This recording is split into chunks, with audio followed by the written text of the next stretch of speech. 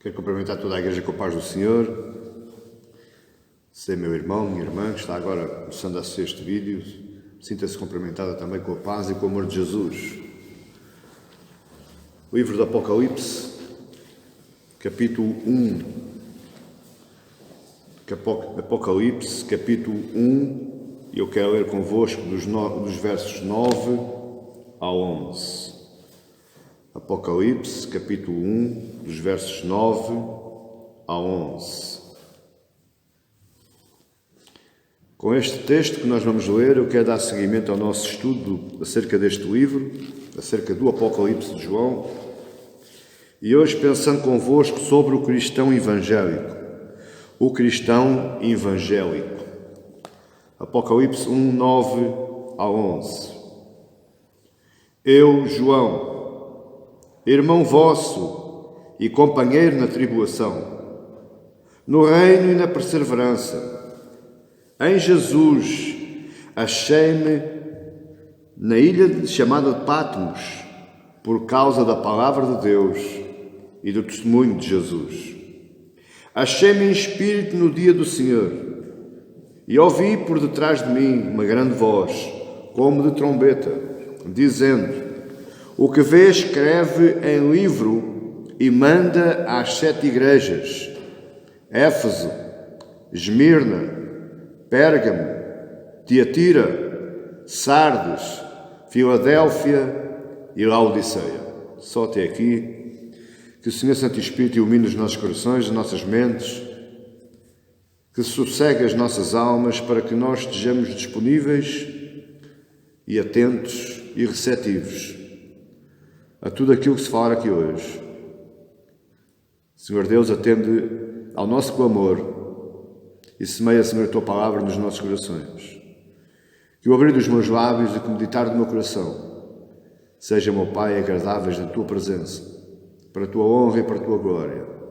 Em nome do Senhor Jesus, amém e glória a Deus. O cristão evangélico. E este talvez seja um dos temas mais atuais que nós possamos ouvir hoje.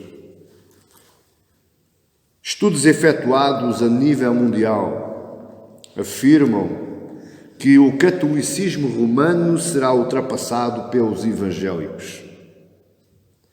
Embora o islamismo venha a ter um crescimento significativo, o estudo aponta esses dados para o ano de 2040, ou seja, estudos a nível mundial de várias revistas conceituadas, várias universidades, elas dizem que os evangélicos vão ultrapassar o cristianismo católico romano, mas ainda assim o islamismo está logo atrás, e isto aponta para o ano 2040, ou seja, daqui a 20 anos. Mas embora os evangélicos tendam a crescer, está crescendo também uma nova classe de evangélicos. E eu lembro-me, quando era mais novo, que nos perguntavam: que religião é a tua? Eu sou católico, mas não praticante. Havia a classe do católico não praticante. E agora, pasme-se, meu amado irmão, cada vez mais está a aparecer a classe dos evangélicos não praticantes. Agora existem evangélicos praticantes e evangélicos não praticantes. Quem são esses? São crentes que acreditam, mas que não frequentam nenhuma comunidade cristã. São crentes que acreditam em Jesus, mas não têm comunhão com os irmãos.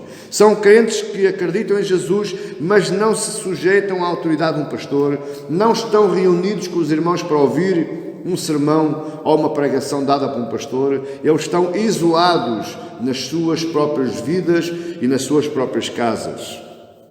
Só no Brasil, em 2016, cerca de 4 milhões de evangélicos abraçaram esta nova modalidade. E por isso você agora percebe porque é que as igrejas tendem a ficar vazias. Porque a classe dos evangélicos está dividida. Existe aquele que ama a sua casa de oração, existe aquele que ama estar em comunhão com os seus irmãos, mas existe aquele que abriu mão disso tudo prefere ver um vídeo na internet, prefere estar com a sua Bíblia sentada no sofá lá em casa, mas não quer se agregar a nenhuma denominação, a nenhuma comunidade evangélica. Outrora, e isto eu digo com tristeza porque eu sou desse tempo, outrora pastores e padres produziam sentido à vida e na vida das pessoas que os rodeavam. Como? Através dos ensinos do púlpito. Era no púlpito que eles ensinavam as pessoas e as pessoas estavam ali domingo após domingo preparadas para ouvir aquilo que iria ser falado no púlpito. E aquilo que era falado no púlpito era seguido. Tinha-se em conta que era uma palavra boa, era uma boa correção, era uma boa palavra para conduzir as suas vidas. Atualmente, nos dias que correm, celebridades das várias áreas, cinema, música, empresários, desportistas, eles dividem este espaço com estas lideranças. Por incrível que pareça, um desportista está lado a lado com um pastor ou com um padre religioso, evangélico, cristão. Assim, grande parte do povo fiel, do povo que acredita, eu estou falando do povo que acredita, ele opta pelo caminho pessoal, sem se valer dos ensinos religiosos ou dos conteúdos bíblicos e doutrinários. Para que você saiba, estes estudos não foram feitos por nenhuma comunidade religiosa. Estes estudos foram feitos por entidades independentes à religião. E por isso é que é tão importante nós atentarmos para isto. O próprio Judas, ele vai dizer algo, ou já tinha dito algo sobre isto. Judas 1,3 diz: Amados, quando empregava toda a diligência em escrever-vos acerca da nossa comum salvação, foi que me senti obrigado a corresponder-me convosco, exortando-vos a batalhardes diligentemente pela fé que uma vez por todas foi entregue aos santos. Então nós, cristãos evangélicos, nós temos que permanecer diligentes na fé, nós temos que batalhar por essa fé, nós não podemos abrir mão dessa fé, que é a fé do Evangelho, a fé que nos foi entregue. Não foi uma fé que nós cultivamos, não foi uma fé que alguém nos veio trazer, foi uma fé que nos foi entregue por Deus. Quão diferentes, meus irmãos, são as pessoas de hoje do autor do Apocalipse. Quão diferentes os cristãos de hoje são de João, do autor do Apocalipse. Quão diferentes as pessoas de hoje são daqueles cristãos para o qual o Apocalipse foi escrito. Estas 7 igrejas: Éfeso, Esmirna, Pérgamo, Tiatira, Sardes, Filadélfia, Laodiceia, e através destas igrejas todas as outras que ouviram este Evangelho, este livro do Apocalipse. Quão diferentes somos nós hoje, quão insensíveis ao Evangelho nós estamos sendo. O verso 9 do capítulo 1 do Apocalipse, ele nos deveria fazer pensar. Quando lêssemos o verso 9, nós deveríamos meditar sobre a nossa vida cristã. E é isso que eu quero fazer convosco hoje. Porque o verso 9 tem algo para nos dizer. Hoje, em pleno século XXI. O verso 9 nos deveria levar-nos a fazer algumas perguntas a nós próprios. Que tipo de fé ou crença nós estamos abraçando hoje? Como é que essa fé, essa crença se está traduzindo na minha vida e na vida das pessoas que se cruzam comigo? Meu amado irmão, João não estava fazendo turismo na ilha de Patmos. Mas pastor, eu estou desanimado. Pastor, eu estou aborrecido.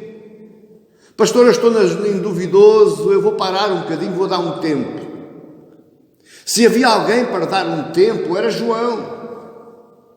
Nesta altura, com 90 anos, velhinho, cansado e preso na ilha de Patmos. João não estava fazendo turismo, João não estava no lazer, no descanso do seu corpo e da sua vida, ele estava preso. Mas ele também não estava preso por algo que ele tivesse feito de errado à vida das pessoas da sociedade. Ele estava preso por causa do amor à palavra de Deus. Ele estava preso por causa do testemunho de Jesus na sua vida. Ele, a sua vida, a sua boca, as suas mãos, os seus pés eram um verdadeiro testemunho de Jesus e por isso ele estava preso. Ele estava preso, meus amados irmãos, na ilha de Patmos, uma pequena ilha ao sul da Grécia, pouco mais de 30 km². Uma pedreira, onde João foi lá colocado porque não o conseguiram matar. Porque antes, no Coliseu de Roma, enfiaram João dentro de um caldeirão de óleo a ferver.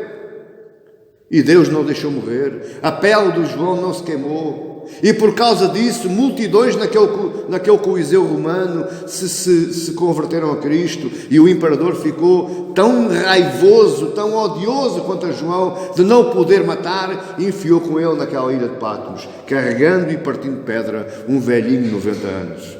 Mas João não desanimou. João não baixou os braços. João não disse, agora vou dar um tempo.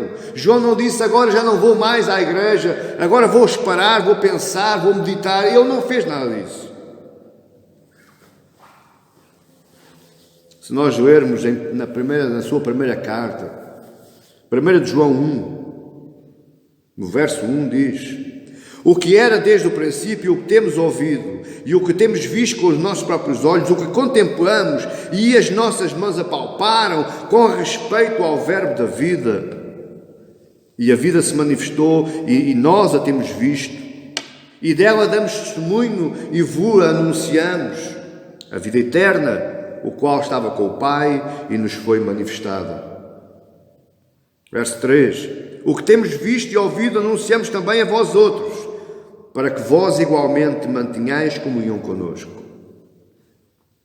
Ora, a nossa comunhão é com o Pai e com o seu Filho Jesus Cristo.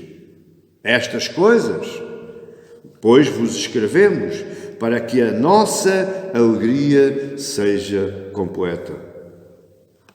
O que João quis com estas palavras foi fazer passar aos outros o que ele próprio experimentou. Ele experimentou a alegria de apalpar Jesus.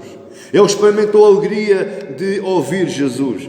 Ele experimentou a alegria de ver Jesus. Ele experimentou a alegria de testemunhar os milagres de Jesus, testemunhar os ensinamentos de Jesus. Ele testemunhou a alegria em ver Jesus crucificado, Jesus ressurreto, Jesus ascendeu ao céu, e é esta a alegria que ele quer fazer passar. Por isso é que ele não baixou os braços, embora velhinho de 90 anos, exilado naquela ilha sozinho, solitário.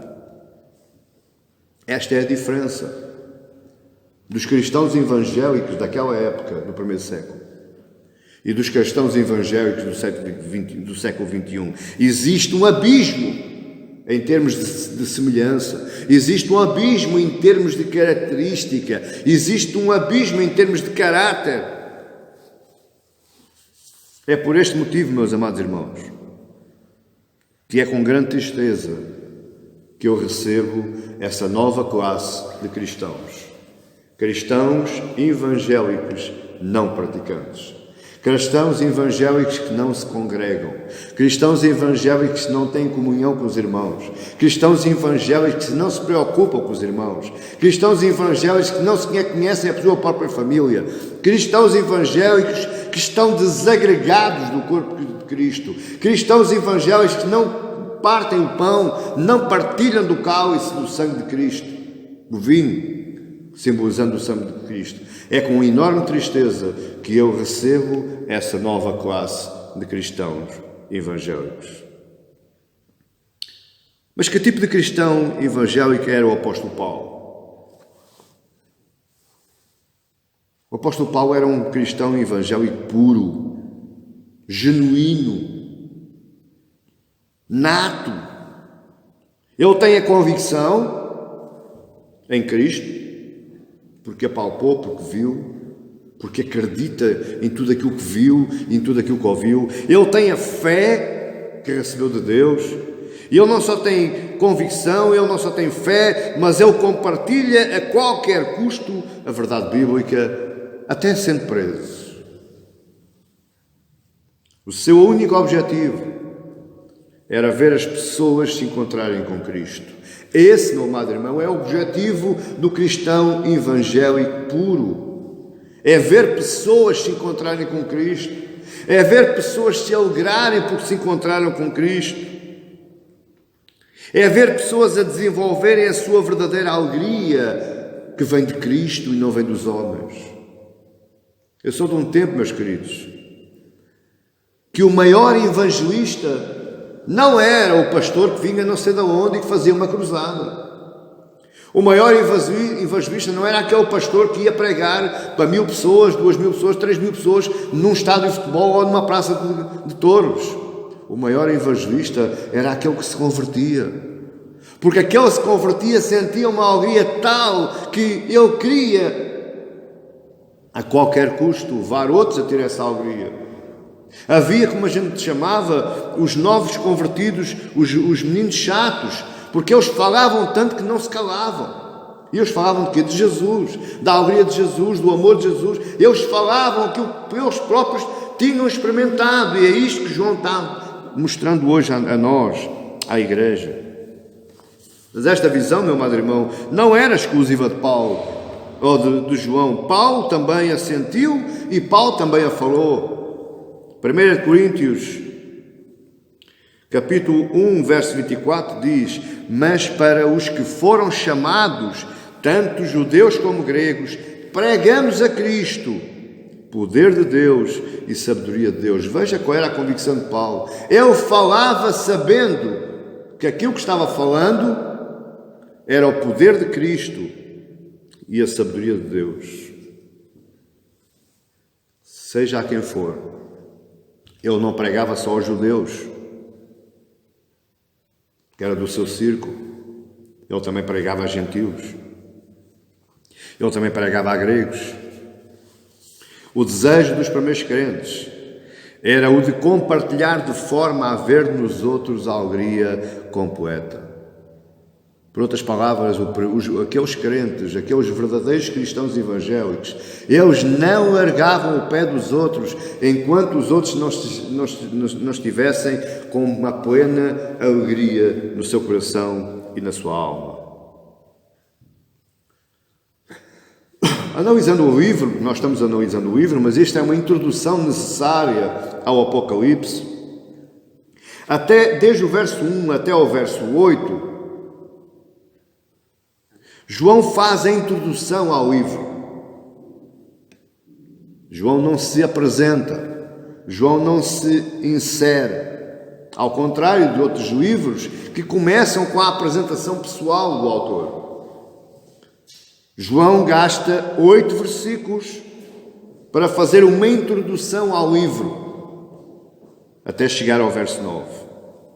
É a partir do verso 9 que João se preocupa em se apresentar. E esta é uma forma, não é muito usual no meio literário. Normalmente, ou se apresenta ao fim, ou se apresenta ao início. Nunca a meio, mas João faz questão de empurrar a autoria deste evangelho, deste livro, desta carta, para alguém que não era ele.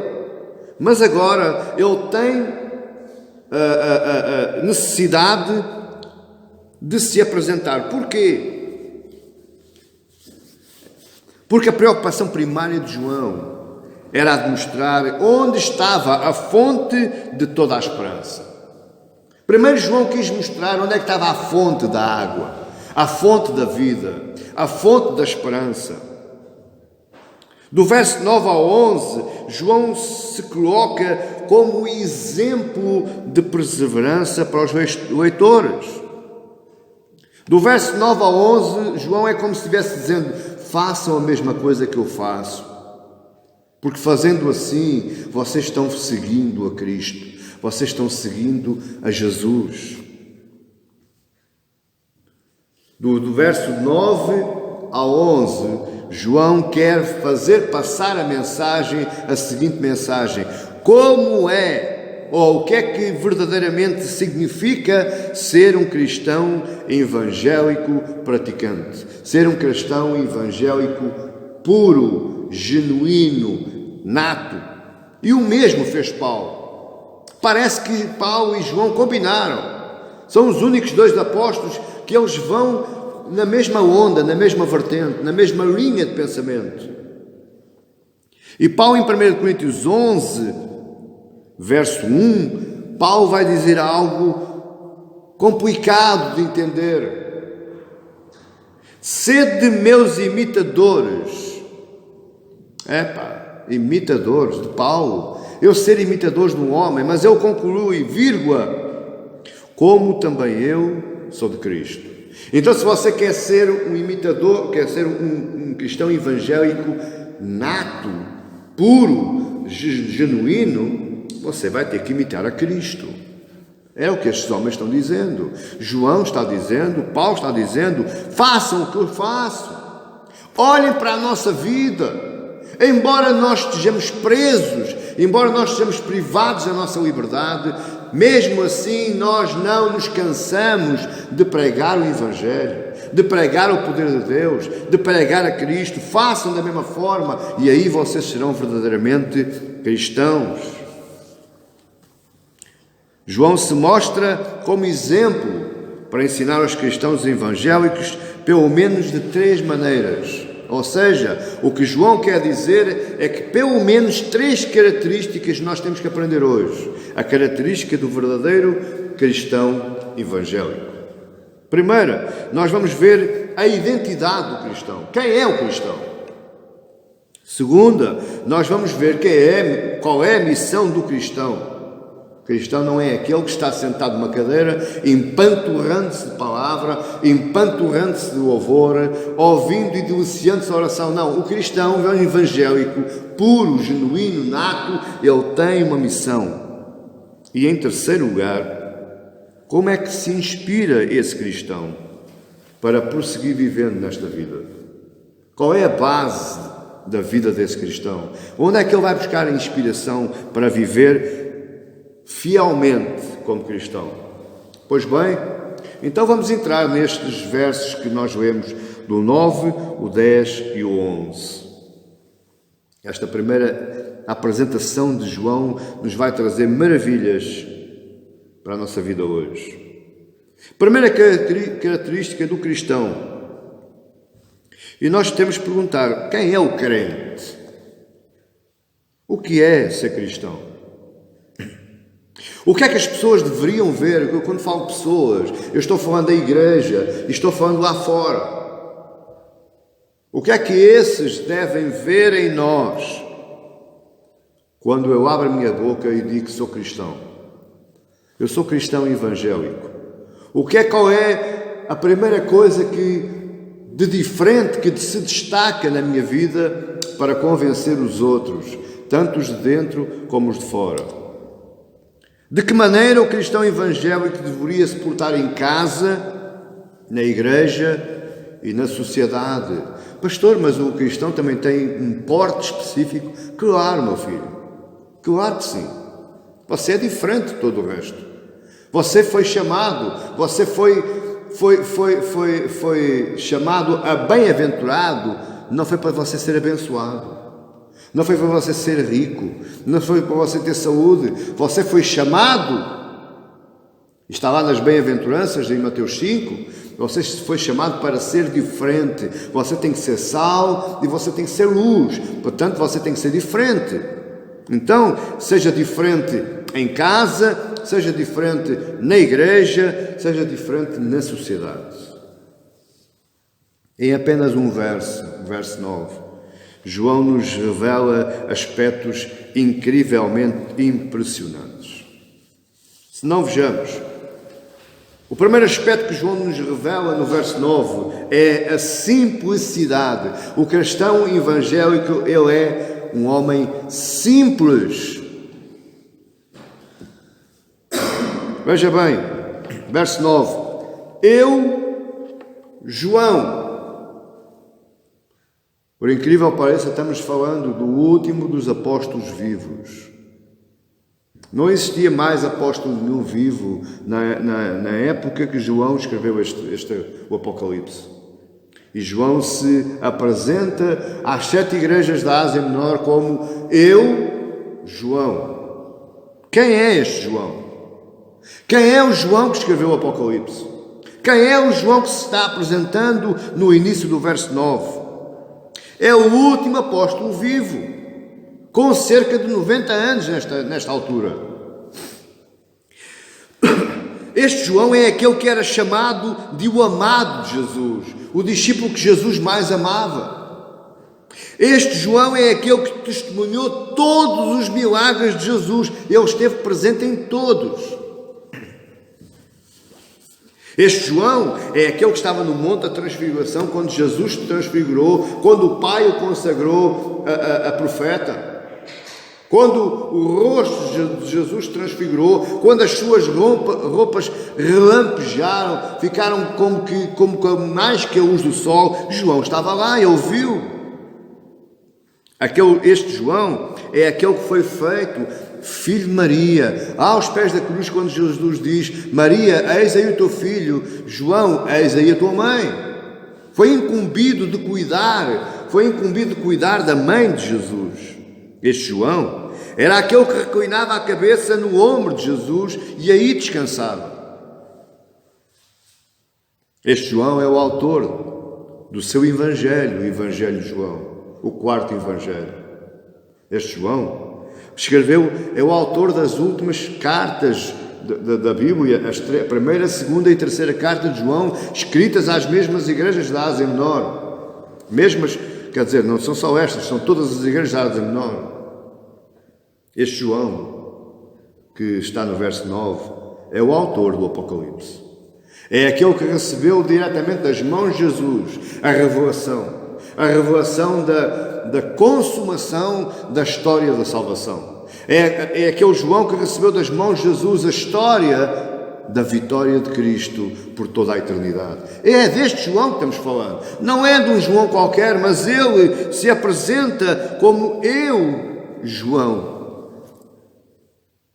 Este é o ícone máximo da simplicidade. Ele não puxou dos seus galões dizendo: eu sou o apóstolo João.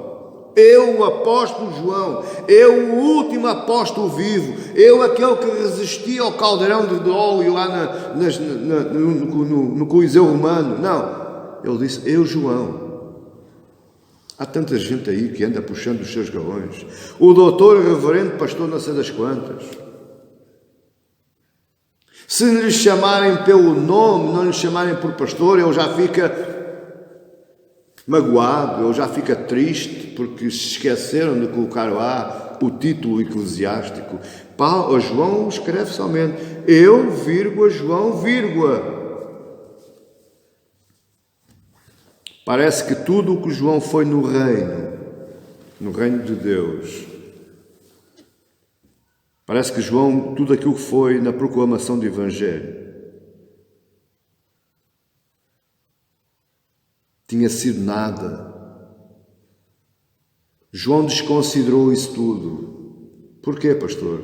Porque ele tinha nas suas mãos algo muito mais importante. Ele tinha nas suas mãos algo de tamanha responsabilidade, que era escrever a carta do Apocalipse às igrejas e ao povo em geral, e a nós hoje também. Os homens e as mulheres cristãs devem se maravilhar por poderem ser utilizadas por Deus, meus amados irmãos. O ser utilizado por Deus é um privilégio, é uma honra, não é uma coisa qualquer.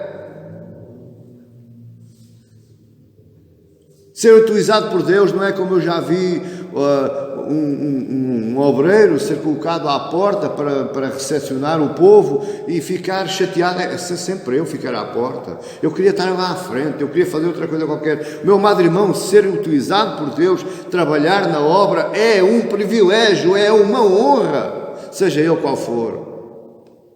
E isso vem da simplicidade da pessoa que está disponível e está aberta para fazer. Deus é simples.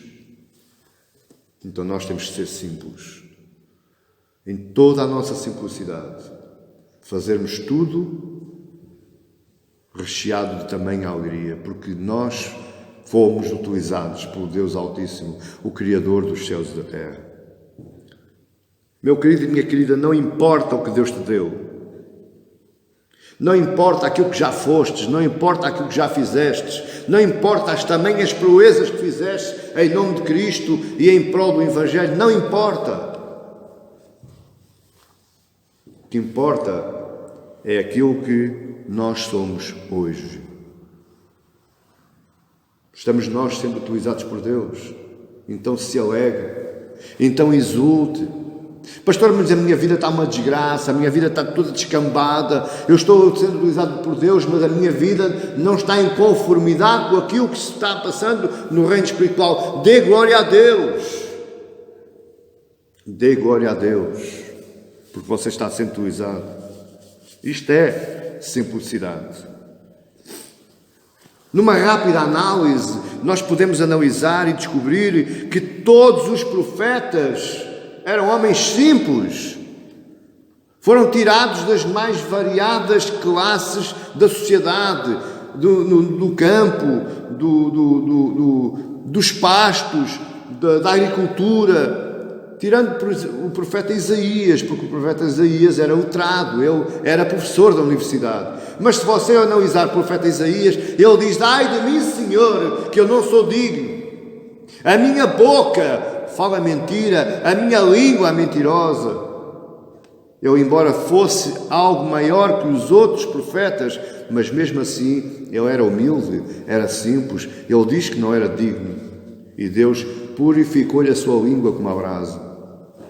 Quem me está a entender, diga amém.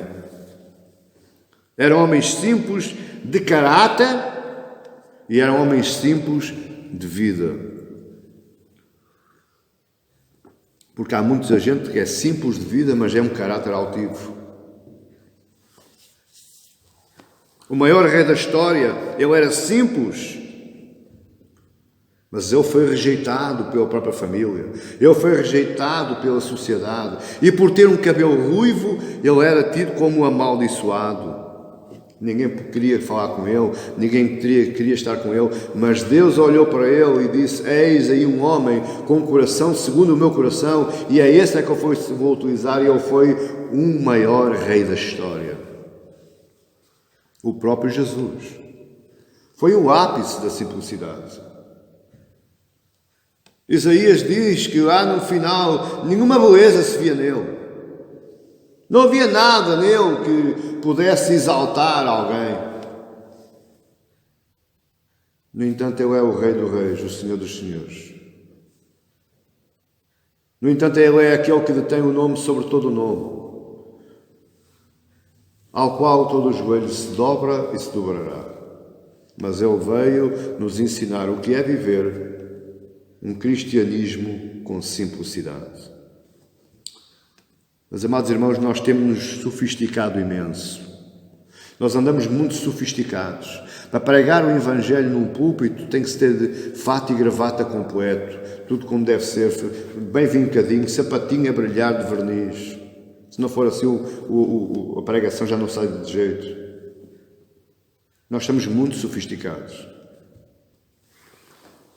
Nós temos muito orgulho em nós próprios, porque somos isto, porque somos aquilo, porque somos reconhecidos, nós nos orgulhamos, nós ficamos arrogantes, nós ficamos egocêntricos. Nós estamos a complicar demais o cristianismo. E por isso é que nós temos perdendo tanto povo. Eu não critico muito os cristãos evangélicos não praticantes, porque realmente eles estão cansados.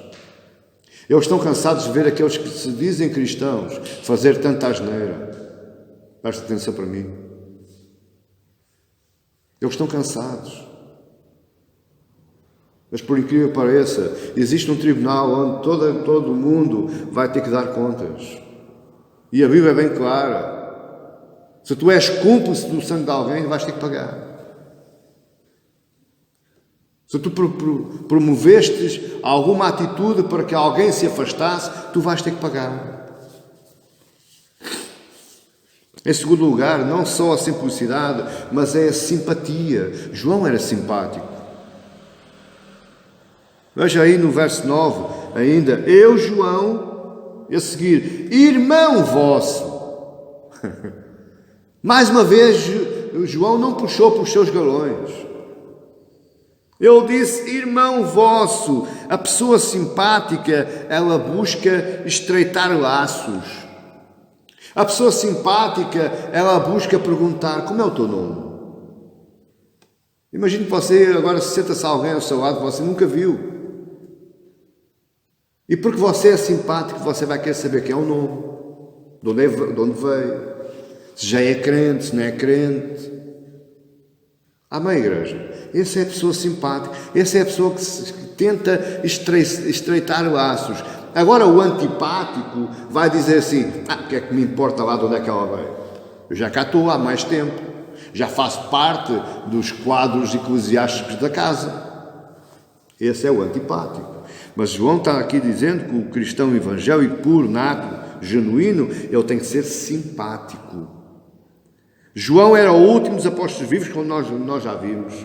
Cerca de 90 anos de idade, com uma experiência cristã invejável e muito superior aos demais, tanto os que já tinham morrido, como os para os quais ele estava escrevendo, mas ainda assim, João se demonstra um homem simpático. Simpático é só aquele que entendeu o papel da graça em sua vida. Se você não entendeu o papel da graça de Deus em sua vida, você nunca vai ser simpático. Porque vai sempre pensar que algo se passou por causa de si mesmo. Porque alguma coisa em si moveu a Deus a fazer. E esse que pensa assim nunca irá ser simpático. Porque ele vai sempre pensar que é exclusivo. 1 Coríntios 15, 1,15. 1 Coríntios 15, verso 9. Olha o que é que Paulo diz. E estamos a falar de Paulo, o maior pastor, o que mais igrejas fundou, o que mais pastores e presbíteros formou, o que mais cartas na Bíblia escreveu. Paulo diz, 1 Coríntios 15, verso 9 diz, porque eu sou o menor dos apóstolos, que mesmo não sou digno de ser chamado apóstolo, pois eu persegui a igreja de Deus. Mas pela graça de Deus sou o que sou. Veja, o homem simpático reconhece que só é porque é pela graça. E então ele quer repartir graça, ele quer demonstrar graça aos outros. Pela graça de Deus eu sou o que sou. E a sua graça que me foi concedida não se tornou vã. Antes, trabalhei muito mais do que todos eles, todavia não eu, mas a graça de Deus comigo. É pela graça de Deus que você é o que é. Se é pastor, glória a Deus, é pela graça de Deus. Se você é um irmãozinho só que se senta aí nessa igreja, glória a Deus, é pela graça de Deus. Até isso é graça. E você só é um assistente que assiste aos cultos, que assiste nas igrejas, que assiste a Deus através do seu louvor, da sua adoração, porque é graça de Deus. E isso tem que nos tornar simpáticos. E simpatia nos traz comunhão entre os irmãos. Simpatia nos leva a criar laços de união entre os irmãos. Preocupação entre os irmãos. Você está entendendo? Agora deixa que eu lhe diga um segredo que você vai guardar para si. Quanto mais velho ficamos, ou a velhice, ela vai revelar o quão simpático ou o quão antipático o nosso coração é. Porque com a velhice, nós tendemos a estar cansados, saturados, fartos. E muitas vezes empurramos os outros, enxutamos os outros por causa da nossa canseira. Mas isso só acontece porque nós somos antipáticos. Porque o simpático, mesmo velho e cansado, e muitas vezes até farto, ainda assim, ele não vai abrir a mão da sua simpatia. Ele vai querer sempre ter comunhão, ele vai querer sempre se importar com os outros. João tinha tudo para ser antipático. Convenhamos, o apóstolo, o último apóstolo vivo, com 90 anos, preso. Ainda tinha que escrever para esta gente. Ele tinha tudo para ser antipático. Paulo tinha tudo para ser antipático. Preso nas masmorras de Roma, sozinho, abandonado, ao frio, à fome. Ele que já tinha tido tudo. E agora estava ali. Mas nós vamos ver agora à frente, em 2 Timóteo 4, o tamanho da simpatia de Paulo. 2 Timóteo 4, Paulo escreve a Timóteo as últimas linhas da sua carta a Timóteo, da sua segunda carta. 1 Timóteo 4, 9, Paulo diz a Timóteo: procura vir ter comigo depressa. Porque Demas era um discípulo de Paulo, tendo amado o presente século, ou seja, abandonou a fé, amou mais o mundo, me abandonou. Isso foi para Tessalónica. Crescento foi para a Galácia. Tito para a Dalmácia. Somente Lucas está comigo. Toma contigo a Marcos. Olha, para mim.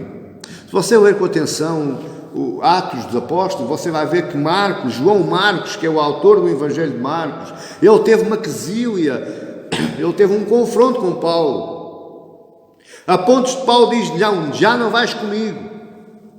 E foi Silas.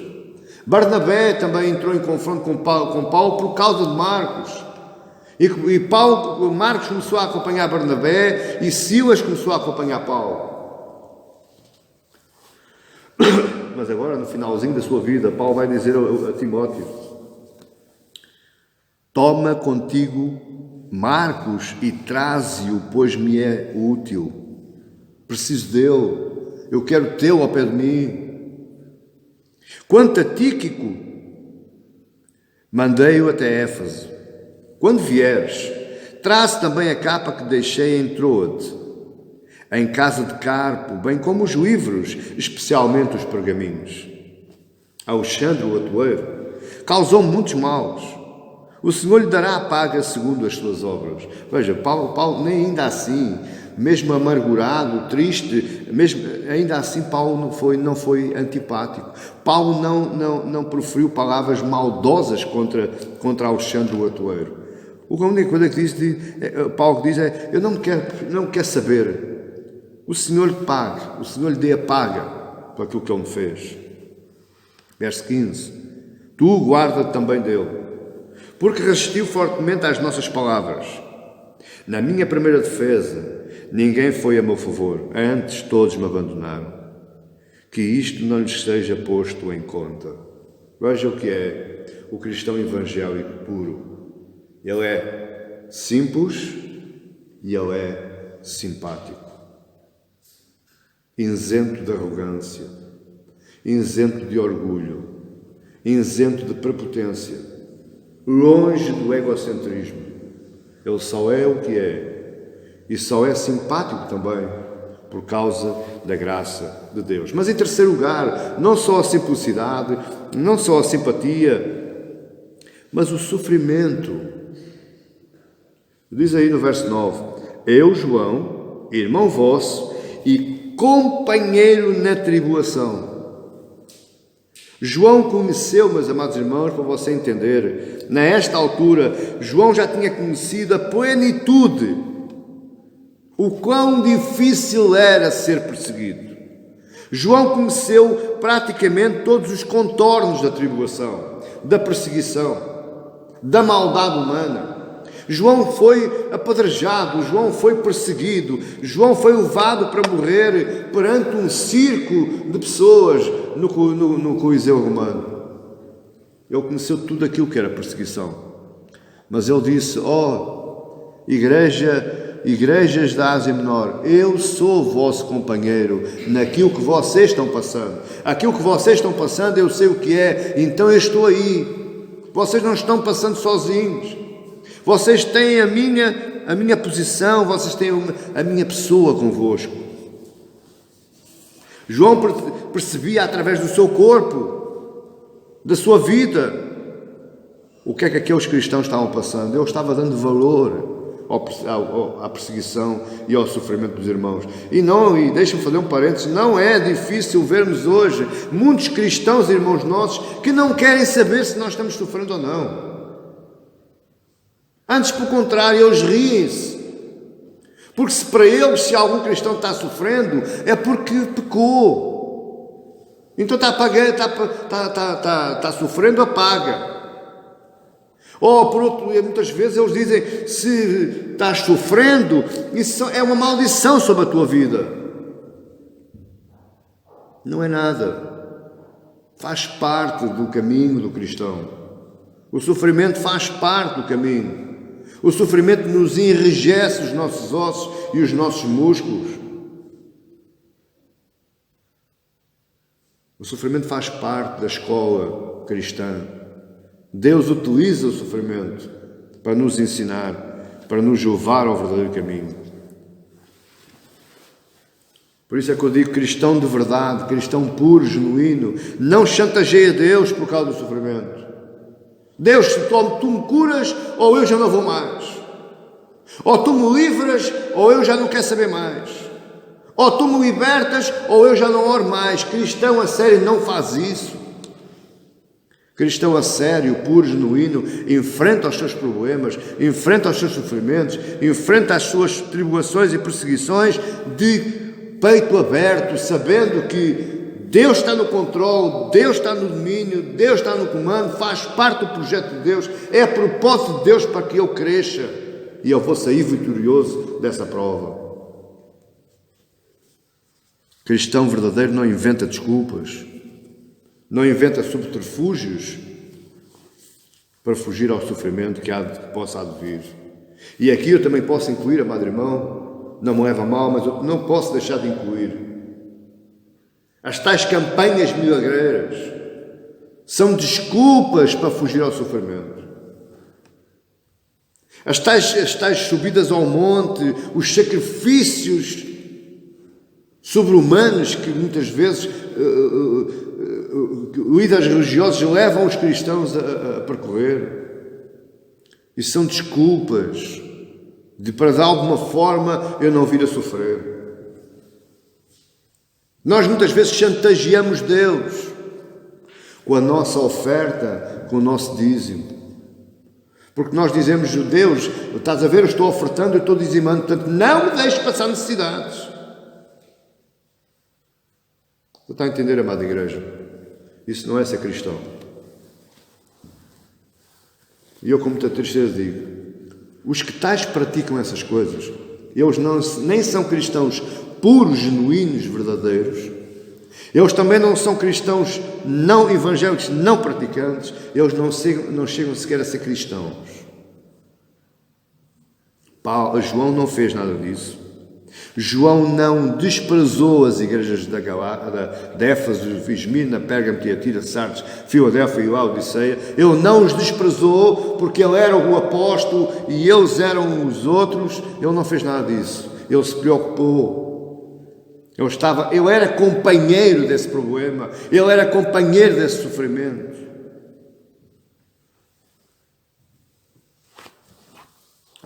O Lucas vai escrever em Atos 14, 22, fortalecendo a alma dos discípulos, exortando-os a permanecer firmes na fé e mostrando que através das muitas tribulações nos importa entrar no reino de Deus. Pastor, isso é paradoxal, é. Pastor, isso é confuso, é. Pastor, isto é doloroso ouvir, é muito. Mas o que Deus nos está dizendo é que Ele fortalece a alma dos discípulos, exortando a permanecer firmes na fé, e depois permaneçam firmes na vossa fé. Porquê? Porque pelas muitas tribulações que vocês vão passar, é por essas tribulações que vocês então vão entrar no reino de Deus. Portanto, não invente desculpas para fugir ao sofrimento. Antes, dê glórias a Deus. Também não caia na asneira de puxar sofrimento para si. Não, eu venho. Não se preocupe que eu venho. Não se preocupe a tribulação, o problema, a perseguição. Ela vem, não é preciso você puxar. Ela vem. Esteja firme na fé. Esteja perseverante. Sabendo que depois é através desse caminho estreito que você vai entrar no reino dos céus. Você precisa entender algo muito importante, igreja. Nós precisamos entender algo muito importante. Nós não somos mais especiais que Cristo Jesus. Se o próprio Isaías diz que agradou a Deus moê-lo naquela cruz, agradou a Deus pendurá-lo naquela cruz, agradou a Deus chicoteá-lo, agradou a Deus vergastá-lo, agradou a Deus que ele vertesse o seu sangue ao seu próprio filho. Porque é que eu tenho que ser melhor que Jesus? Deus não vai baixar o padrão. A mesma forma como maltrataram Cristo Jesus, vai ser a mesma forma como nos vão maltratar a nós também. Porque nós somos testemunhas de Jesus. Nós somos testemunhas do poder de Deus através do Evangelho. Nós testemunhamos a Cristo através da nossa vida e por causa disso nós iremos ser perseguidos. E João escreve este Evangelho, este livro, esta carta, para aquele que é perseguido. Se você não quer ser perseguido, esta carta não é para si. Porque esta carta é para aquele que é perseguido. Esta carta é uma carta de vitória. Esta carta é um anúncio de vitória. Jesus vai dizer, àquele que vencer o quê? Qual é a minha necessidade de vencer? O que é que eu tenho que vencer? Eu tenho que vencer a bênção? Tenho que vencer a campanha? Não, meu amado irmão. Aquele que vencer, perseverante na fé, aquele que vencer a tribulação com fé, aquele que vencer, eu lhe darei a coroa da vida. Eu lhe darei a coroa da glória, mas só aquele que vencer. Como é que eu respondo a isto? Como é que eu respondo a esta afirmação que eu vou ter que passar a mesma coisa que Cristo passou? Ou que se eu tiver que passar a mesma coisa que Cristo passou, não é nada de demais, não é nada de anormal. Como é que eu respondo a isto? Com simplicidade, com simpatia, com doçura, sendo companheiro do sofrimento uns dos outros. É assim que eu tenho que ser. Não se iluda. Não se iluda, igreja. Não se iluda, povo que está desagregado de alguma comunidade religiosa. Não se iluda, povo que está desanimado com a igreja. Não se iluda, por favor. Nós precisamos do calor da igreja. Nós precisamos da igreja. Porque fora da igreja nós somos perseguidos pelo causa da nossa fé. Você percebeu? É aqui que nós temos calor. Calor humano, calor afetivo, calor emocional, calor espiritual. É aqui. Aqui dentro, meus amados irmãos, nós nos ajudamos uns aos outros. Aqui dentro nós cuidamos uns dos outros. Aqui dentro nós nos encorajamos uns aos outros. Aqui dentro não há posições, aqui dentro não há status, aqui dentro não há pilares, não há hierarquia. Existem hierarquias, sim, claro que existem hierarquias, mas essa hierarquia não quer dizer que seja um acima do outro, porque Deus, quando olha para nós, Ele nos coloca todos ao mesmo nível. Todos. Nós somos todos ovelhas. Quando Deus olha para nós, Ele só vê uma coisa, só vê o sangue de Cristo. Não há cá posições, não há uns mais, outros menos. Isso é estranho ao Evangelho. Em quarto lugar, o verso 9 nos mostra que o cristão tem que perceber qual é o seu serviço. Eu, João, verso 9, irmão vosso e companheiro de tribulação no reino e na perseverança em Jesus, no reino e na perseverança em Jesus. Ele é companheiro dos outros irmãos, tanto na tribulação, como também no reino e na perseverança em Jesus. Ele se identifica com os outros. Ele não se afasta. Ele não se coloca de parte. Ele não se autodomina. Ele se identifica com os outros. Os demais que esperam na vinda do Senhor. E este reino que João está falando, ele descreve qual é a nossa obra aqui na terra. A sua obra, meu amado irmão e irmã que me está ouvindo hoje, a sua obra não é empresa. O mais importante para si na sua vida não é a sua empresa, não é a sua empresa que é a sua obra. Mas Deus deu-me, Deus sim, mas não é a prioridade. Não é a sua profissão, não é o seu emprego. A sua prioridade também não é os seus estudos, o canudo lá na universidade, o seu curso de doutoramento. Não, isso não é a prioridade. A prioridade é o reino e a perseverança em Jesus. A sua obra, aquilo que você foi chamado, Paulo chama lá de vocação, atentai para a vossa vocação, é a obra no reino de Deus. É a obra para o seu próximo. E isto tem de ser feito com perseverança, com ânimo, com simplicidade, com afinco, com coragem.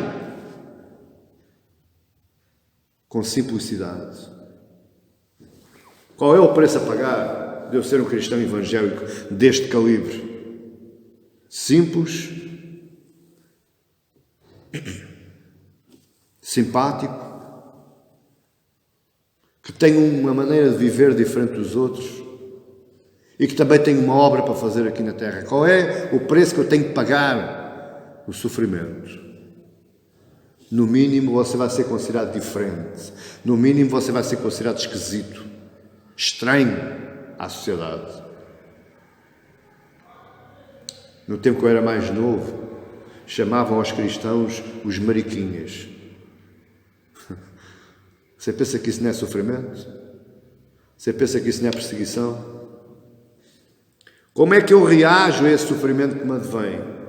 Com doçura, com perseverança e com simpatia. Tudo ao contrário daquilo que o mundo ensina. Tudo ao contrário daquilo que algumas igrejas evangélicas ou ditas evangélicas ensinam hoje aos seus fiéis. Eu enfrento o sofrimento, enfrento a perseguição, enfrento a minha tribulação com doçura, com perseverança e fé em Cristo e com simpatia com os meus irmãos. E depois existe uma recompensa e está aí em Apocalipse 2:10. Não temas as coisas que tens que sofrer. Jesus está falando. É Jesus que está falando. Não temas... Deixa-me só que eu já desapareceu aqui, mas eu já vou buscá-lo. Não temas as coisas, Apocalipse 2:10. Podemos ler aí.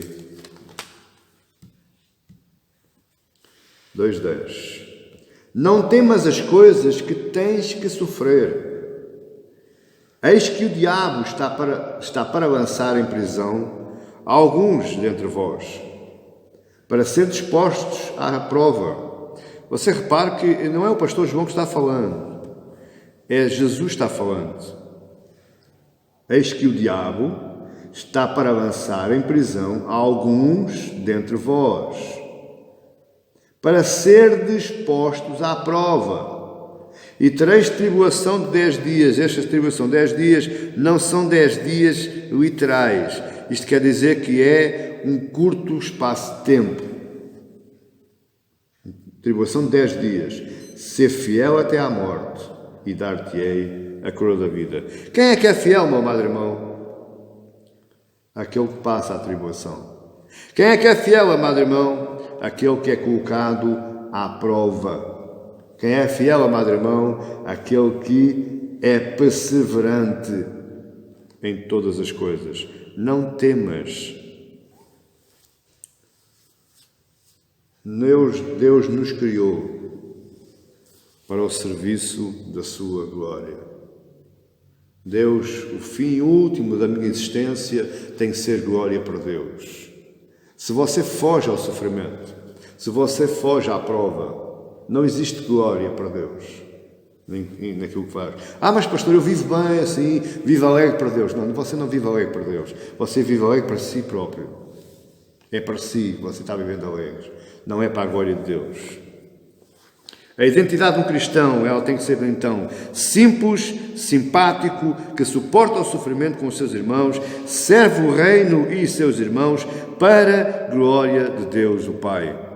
Todas as conquistas que João teve, eles não fizeram dele, essas conquistas não fizeram dele um homem arrogante, um homem seco, um homem intratável. Segundo, qual é a missão do cristão evangélico? João estava João estava escravo na ilha de Patmos. Estava preso, exilado, separado de todo o resto do mundo. Indigno de conviverem com ele. Ele estava partindo e carregando pedra. Mas agora pergunto, o que é que no verso 9, o que é que nesta passagem do 9 ao 11 podemos retirar que nos elucide o que é que João fazia nos seus momentos de pausa, nos seus momentos de descanso ou de folga? O que é que ele fazia? Em que é que João aproveitava o seu tempo? Em que é que João investia o seu tempo que estava vago, que não era útil? Verso 10. Achei-me em espírito no dia do Senhor. Possivelmente você lê isto e pensa que João teve aí alguma visão assim mais extraordinária, mais sobrenatural com Deus. Achei-me em espírito, foi que Deus lhe apareceu e houve ali um desenrolar de uma cena de sobrenatural. Nada disso, meu amado irmão, nada disso. João estava no dia do Senhor, João estava num domingo orando. Quando João diz, achei-me em espírito no dia do Senhor, é a mesma coisa que dizer, eu no domingo não tinha nada que fazer e então investi o meu tempo útil orando. João não foi para a pesca, João não foi descansar, João não foi dormir, João não foi de jogar videojogos no computador ou no tablet, não. João estava em espírito, ou seja, João estava orando. E o próprio Jesus em João 4 diz, mas vem a hora e já chegou em que os verdadeiros adoradores, quem são os verdadeiros adoradores, amados irmãos? O verdadeiro cristão evangélico. Mas vem a hora que já chegou em que os verdadeiros adoradores adorarão o Pai em espírito e em verdade. Porque são estes que o Pai procura para seus adoradores. João estava impossibilitado, compreenda isto, por favor. João estava impossibilitado de frequentar a sua igreja. Por acaso, João, na altura em que foi preso, ele era pastor em Éfeso. Ele estava pastoreando a igreja de Éfeso e quando ele foi solto, ele retornou para Éfeso. Mas como ele estava preso, ele não podia frequentar porque estava preso. Então o que é que ele faz? Ele se torna a própria igreja de Cristo. Nele mesmo ele constitui a igreja.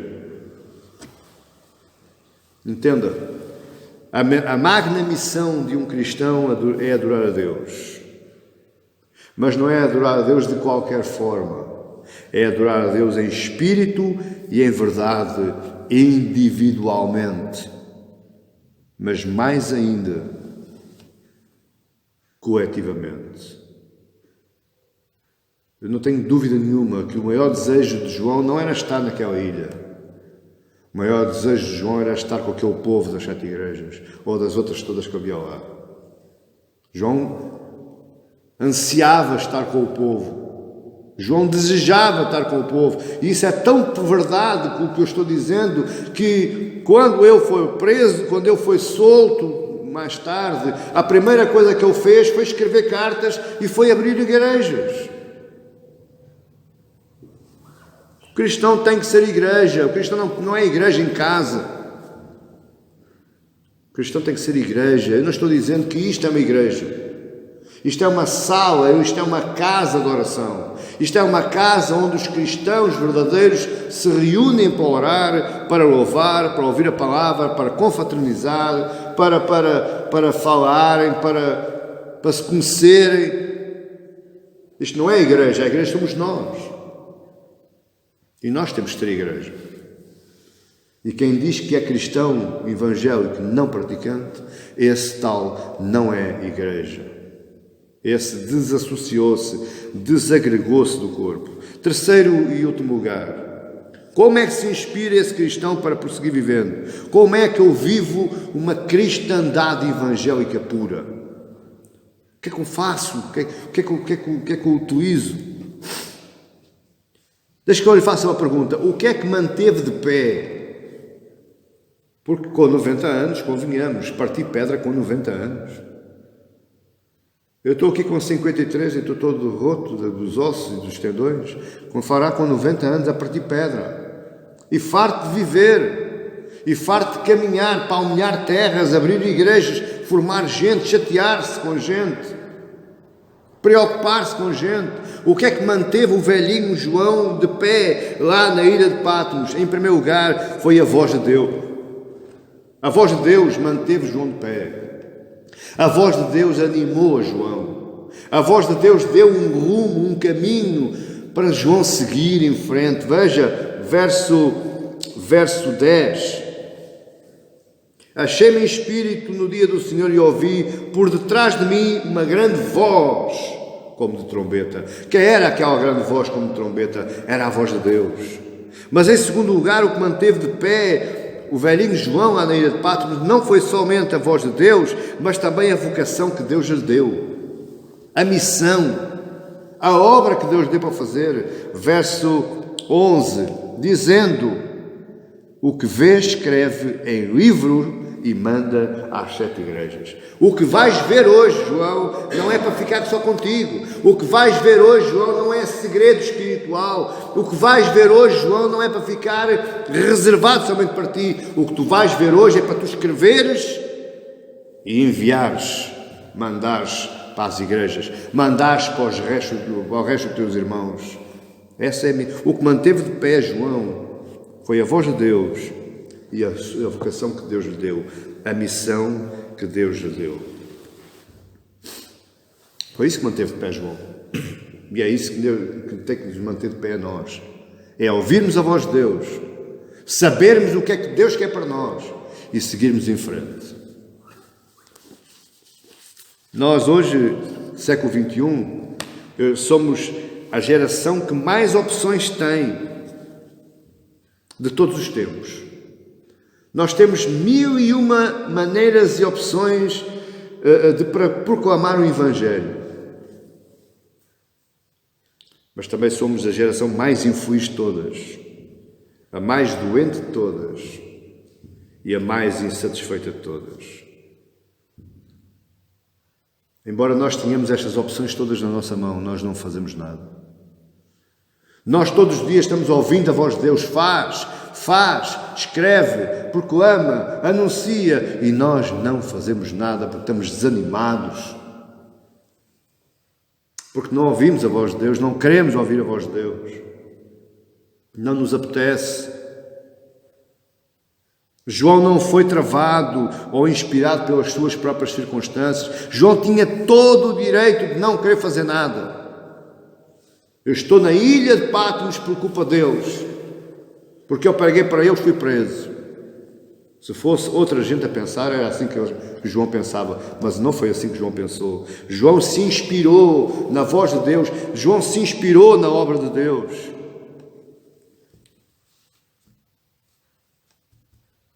Como é que nós nos inspiramos hoje pela voz de Deus? Pela forma como você está aí ouvindo. É pela palavra. Você se inspira pela voz de Deus, pela oração, pelo louvor, pela adoração. Como é possível? Eu não acredito, faz-me confusão, amada igreja. Como é possível um cristão viver durante uma semana sem buscar a voz de Deus? Como é possível um cristão viver uma semana sem ler a palavra, sem ouvir a palavra, sem ver um bom vídeo de um sermão ungido, sem ouvir bons hinos e tentar acompanhá-los e tentar aprendê-los, porque nós sabemos que hinos ungidos são orações a Deus? Como é possível cristãos que vivem afastados disto uma semana inteira e só ao domingo é que vêm fazer a sua parte? Ao domingo vêm cumprir a sua obrigação. Como é possível eu estar a ser pressionado por tudo? Todas as pressões que esta vida me traz, e sem ter a voz de Deus nas minhas costas. Vai que eu estou contigo. Não temas, tem bom ânimo, ser forte, ser corajoso. Tu tens tribulações, mas tem calma, tem ânimo, porque eu já venci o mundo. Essa voz que está por trás de nós. Como é possível eu viver neste mundo sem estar sustentado nessa voz? Para muitos, eu creio, eu acredito, já são longos os anos que eu estou aí de frente para vós. Para muitos, dá para notar na cara que é difícil deixar o culto e ir para casa. Quando eu termino o culto, ou quando o outro pastor termina o culto, existem crentes, existem cristãos que é difícil esse momento, porque eles vão ter que retornar para casa. Eles vão ter que sair da igreja. Mas conforme há esses, há aqueles que o culto é longo demais. Eles abrem a boca, eles bocejam, eles já estão cansados de ouvir, eles já têm sono, eles já se mexem nas cadeiras, eles olham para o relógio quando é que o pastor acaba. O culto é longo demais. O cristão evangélico, puro, genuíno, nato, o cristão de Cristo mesmo, ele deve ter prazer e amar a vocação que a voz de Deus lhe transmitiu. Por outras palavras, eu devo ter prazer, eu devo amar aquilo que Deus me disse que é para eu fazer. O que inspirou João foi a voz de Deus e a obra que Deus lhe deu. O que vês, escreve em um livro. João, tudo aquilo que vais ver, tudo aquilo que vais ouvir, tu vais escrever em um livro e vais enviar às igrejas. Esta foi a missão de João, com 90 anos, no finalzinho da sua vida. Ele ainda ia durar mais de cerca de 13 anos, segundo dizem os historiadores. Mas ele, nesta altura, ele tinha 90, cansado, dorido, magoado, só, sofrendo todo tipo de aborrecimento, até com ele próprio. As forças já não eram aquilo que era. Queria fazer as coisas, já não conseguia. Mas ainda assim ele escreveu o livro. João foi solto logo após o fim da perseguição. Houve ali um tempo de trégua, de calmaria, e João foi solto da ilha de Patmos. Mas o interessante é que João não desanimou. Ele não estava desanimado na ilha, e ele também não se desanimou depois. João não foi de férias, e muito menos João se aposentou. Segundo escritos de historiadores, de Joséfo e outros, quando João sai da ilha de Patmos, quando ele é solto, a primeira coisa que ele faz foi para ir à igreja de Éfeso, foi liderar a igreja de Éfeso. Na igreja de Éfeso, ele escreve as 3 cartas que tem lá no seu nome, a primeira, a segunda e a terceira carta de João, às igrejas, a todas as igrejas da Ásia Menor, com o intuito de as encorajar a prosseguir em amor. Veja, com 90 e tal, 100 anos, Eu ainda estava escrevendo cartas, eu ainda estava liderando a igreja, eu ainda estava formando pessoas, ensinando pessoas e encorajando pessoas. Se você ler as últimas 3 cartas dele, você vai ver que a preocupação de Paulo é o relacionamento saudável dentro das igrejas. É isso que leva Paulo à ribalta novamente.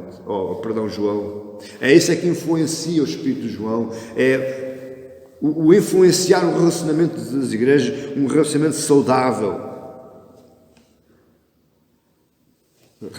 Diz a história que após a morte de Domiciliano, o imperador da época, João, com a idade bastante avançada, ainda continuou a fundar igrejas. Este é o cristão. Este é o verdadeiro cristão evangélico. É aquele que ouve a voz de Deus e faz aquilo que a voz lhe manda fazer. Amado irmão, terminando este sermão, a minha oração é que Deus nos ajude. Deus nos ajude, igreja, a nos tornarmos verdadeiros cristãos evangélicos, natos, puros, genuínos. Sermos revestidos de uma simplicidade, sermos simpáticos uns com os outros, demonstrarmos pela nossa vida, pelo nosso caráter, pela nossa maneira de estar na sociedade e no mundo, influenciarmos os outros com a nossa vida, dizermos aos outros também, podermos dizer, ou aspirar a dizer, sede meus imitadores como eu também sou de Cristo, da mesma forma como João fez, da mesma forma como Paulo fez. A minha oração é que nós sejamos cristãos desse calibre, de podermos dizer, imitem-me, como também eu imito Cristo. Nós sejamos cristãos de serviço e de bom serviço. Que nós sejamos cristãos adoradores em espírito e em verdade, para que o Pai se possa alegrar, para que o Pai se possa contentar. Essa é a ideia, meu amado irmão. E essa é a minha oração. Que Deus nos ajude. Pai, Senhor, graças te dou. Na conclusão deste sermão, Senhor, através deste livro, o livro, Senhor, que tu delegaste ao teu apóstolo, ao apóstolo João. Foste tu que lhe falastes e a ordem saiu da tua própria boca. Esse livro chega até nós, Senhor, com um tremendo sabor, Senhor. Esse livro tem o intuito de mudar as nossas vidas. É verdade, Senhor. Estamos sendo tremendamente perseguidos. O mundo nos aborrece. O mundo nos odeia. O mundo não nos aceita. Mas dá-nos, Senhor, o espírito da simplicidade. Ajuda-nos, Senhor, a ser simpáticos. Ajuda-nos, Senhor, a produzir bom serviço, tanto na nossa igreja, como na nossa casa, como na nossa sociedade. Que o mundo que nos olha possa ver em nós algo diferente, mas uma diferença desejável. Que eles possam olhar, Senhor, e desejar ser como nós. Para isso, nos faz mais à imagem de Cristo. Molda, Senhor, o nosso caráter. Molda, Senhor, o nosso coração. Transforma as nossas vidas. Obrigado, Jesus. Obrigado, Senhor. Te agradecemos e te louvamos para a tua honra e para a tua glória. Amém. Glória a Deus e que Deus nos abençoe.